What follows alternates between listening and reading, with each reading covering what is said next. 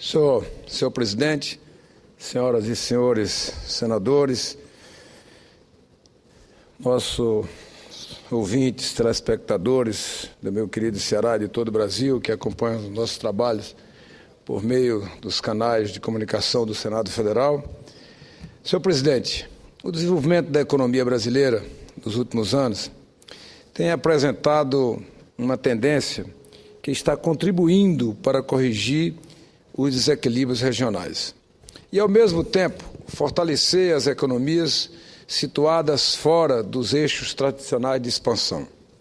Trata-se, portanto, e ao mesmo tempo, de fortalecer a questão de emprego das cidades do interior do Brasil em maior número do que nas áreas metropolitanas, como aconteceu em 2013, quando o interior finalmente ultrapassou as capitais e criou mais empregos com carteira assinada.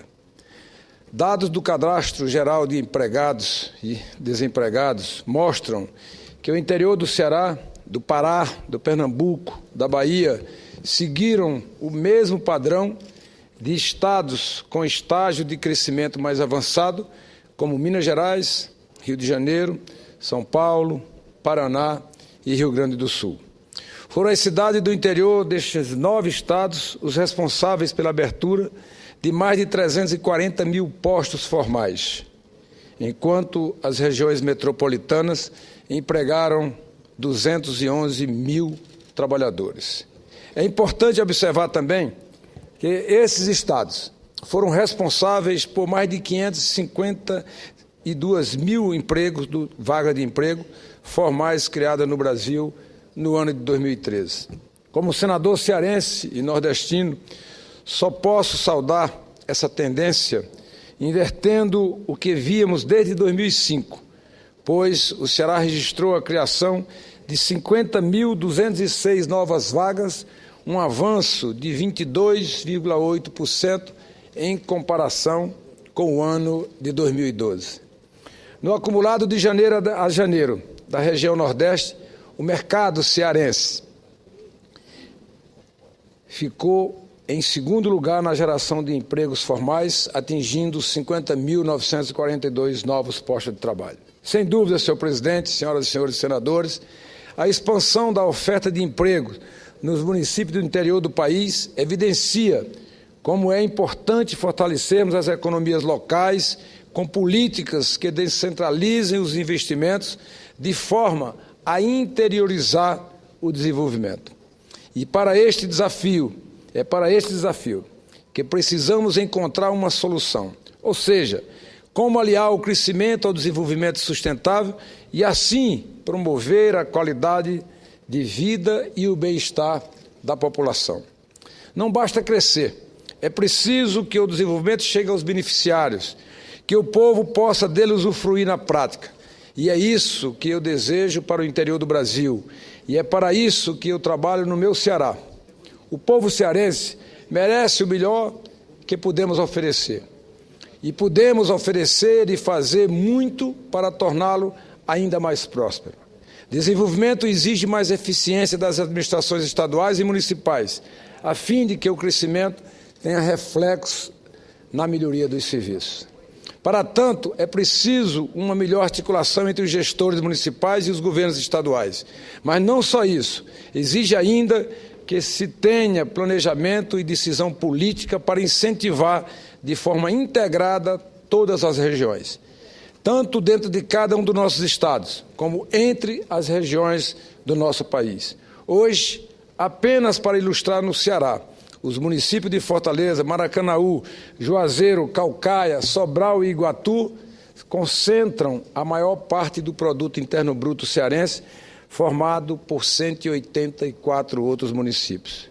Impõe-se, portanto, senhor presidente, trabalhar pela descentralização e por maior equilíbrio regional e intermunicipal.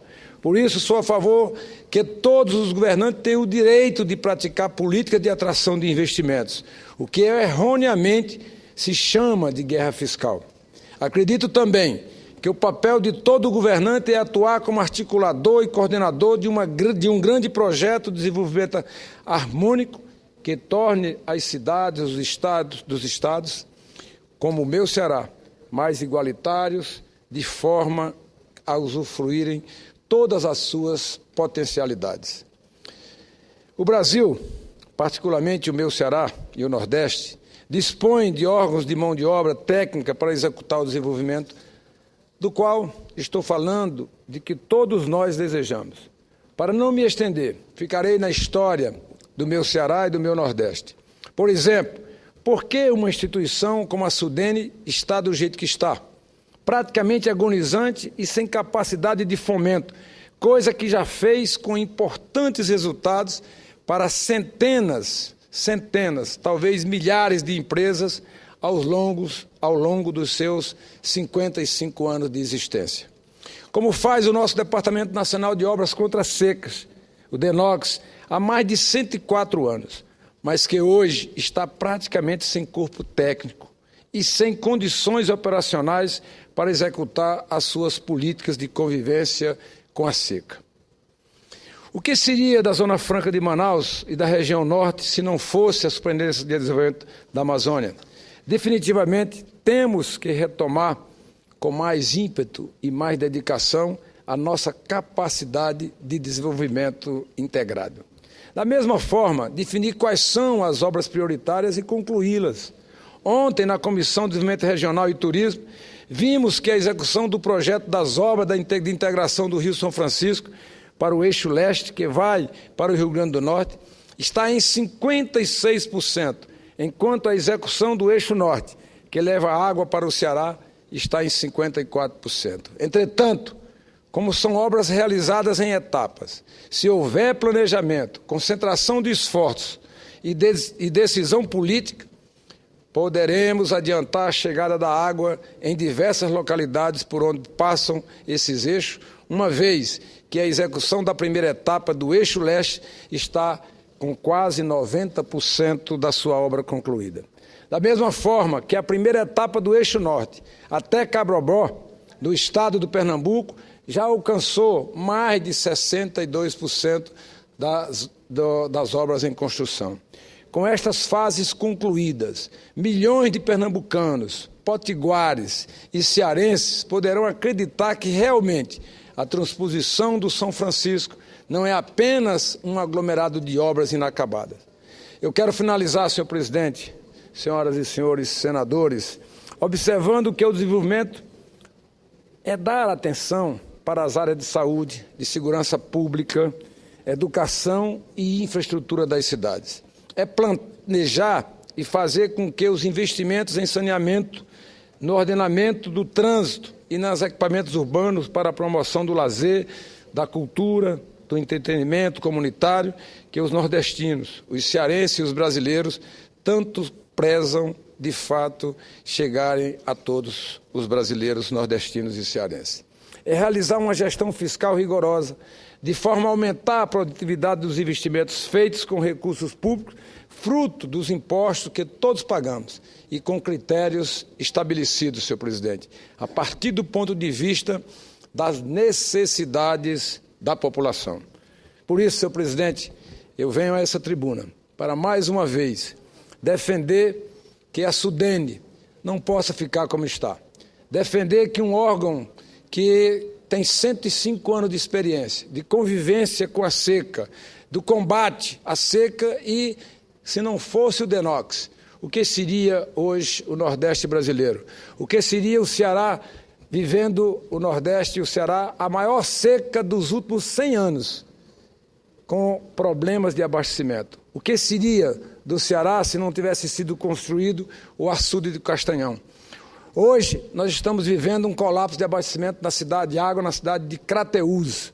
Se tivesse sido construído o açude Lago de Fronteiras, aquela situação não estava, por essa situação, não estavam passando milhares de famílias daquela região e, obviamente, da cidade polo chamada Crateús. Portanto, senhor presidente, eu venho até aqui essa tribuna para fazer um apelo no sentido de que a gente possa revitalizar a Sudene, possa dar a oportunidade de aquele órgão de fomento tão importante seja revitalizado. Assim como o governo tem que olhar para esse órgão importante chamado DENOX. Nós tivemos a semana passada uma reunião com a ministra Mira Belchior. Há um entendimento de que precisamos urgentemente revitalizar o quadro técnico do DENOX para que ele possa efetivamente fazer aquilo que todos nós sonhamos, que é a convivência com a seca e que o Ceará não sofra, como todo o Nordeste, com essas consequências da estiagem. Eu, há pouco tempo, estive em Israel e nós constatamos que o Israel chove 10% apenas do que chove no Nordeste brasileiro e eles encontraram uma solução, inclusive de Estado exportador. Por que não encontrarmos essa solução para o que todo dia agoniza o Nordeste, especialmente o meu querido Ceará, nessa questão do abastecimento? Portanto, o apelo que faço, senhor presidente, agradecendo a tolerância de Vossa Excelência pelo tempo concedido.